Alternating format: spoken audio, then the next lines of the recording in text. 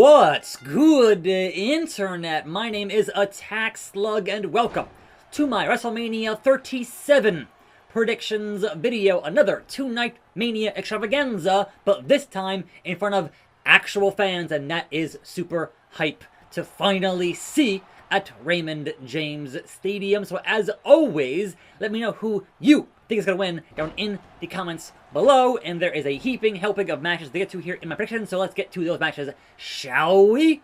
Night 1 opens with this match. Lashley, your reigning, defending, almighty WWE Champion versus the Scottish Warrior, Drew McIntyre. And this match has one of two ways to really conclude here, right? Either you give Drew the moment he should have had last year, winning the belt in front of fans, or you solidify Lashley as a dominant main event player by beating McIntyre. Now we have Cedric and Shelton were tossed out of the Hurt Business, right, and banned from ringside. We do have MVP, though, lurking around at ringside. That whole thing could be a swerve to keep the belt on Lashley, but I think logically it makes more sense that they want to give Drew his moment in front of cheering fans at the stadium, so I think Drew wins that WWE title for the third time. Moving on, we have the women's tag team Turmoil to see who's going to be the number one contender for night 2 at WrestleMania. And that is Lana and Naomi versus Dana and Mandy versus Liv and Ruby versus Natty and Tamina versus Billie Kay and Carmella is money.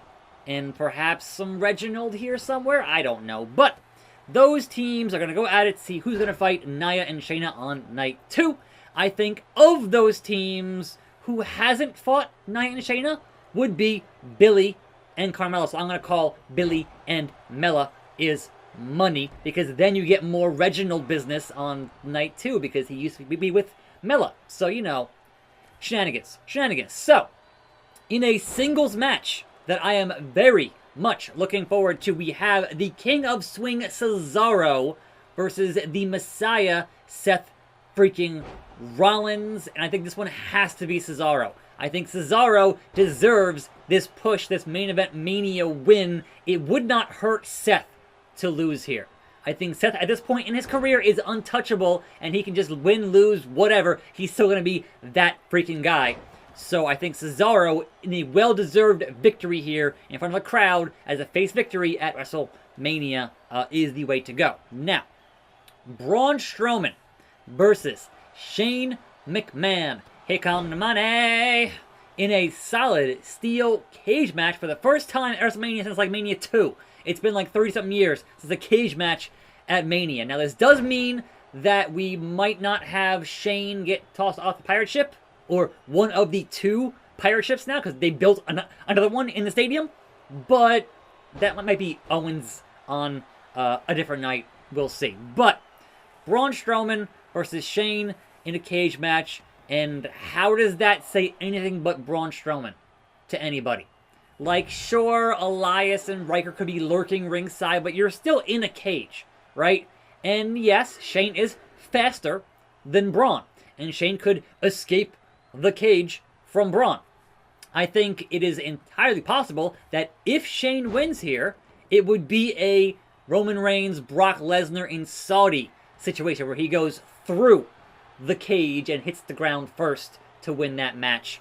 But I'm going to say logically, this should be Braun to get his, revenge on Shane for calling him stupid for all these weeks for no apparent reason, because why Shane at Mania? I don't know. If he's not falling off a thing very high, then why? But Lashley there retains. The only other possibility here is that Shane manages to have a callback and brings in his Raw Underground. Remember that? His buddies from there, like Davocado, and then costs Braun the match that way, and then they get a new feud with Braun and the guys from Raw Underground, perhaps. But otherwise, why have Shane in a Mania match at all to win? Because he's Shane. He's not there every week doing matches. He's not an active competitor. That's kind of dumb. So Braun should win here. We'll see. Now, Bad Bunny, Damian Priest, tag team match against The Miz and Morrison. Hey, hop, hop. And if there's one thing you should know about WrestleMania, is you never bet against a celebrity at WrestleMania.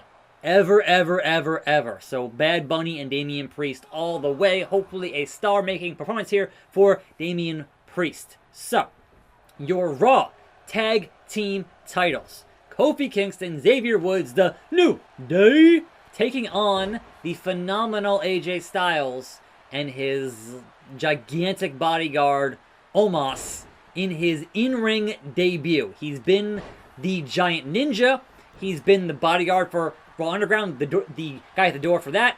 And now he's with AJ Styles. And if you're going to have a debut for a gigantic man at WrestleMania, having him lose would be very, very foolish. So AJ and Omos are going to be your new Raw Tag Team Champions. AJ, a multi-time world champion, and the Giant is a giant. How can they lose? I know, it's the New Day, but still. The only reason those belts are on the New Day is because they wanted to break up the Hurt Business and that whole thing. So, never mind that. AJ, Omos, Raw Tag Team Champions. And the main event of Night 1, indeed, is the Boss, Sasha Banks, versus the EST of WWE, Bianca Belair. And this one, hard to call. Because I think that, yes, at some point, your Royal Rumble winners should win the belts at Mania. Like, that should be a logical through line. But in recent years, it's been kind of iffy on them actually winning those belts at WrestleMania. At least not consistently. So while, yes, I am enjoying this run from Sasha in a nice, long, well-deserved run with the SmackDown Women's title, I don't think that it's time for Bianca just yet. So I think Sasha retains here in a hard-fought victory and hopefully a fantastic main event with Bianca. But I don't think it's her time to be SmackDown Women's Champion just yet. She'll get there. Don't worry. But at this juncture, maybe not. Maybe not. So, we have... what else here? Night 2 begins with Nia and Shayna, your Women's Tag Team Champions, versus...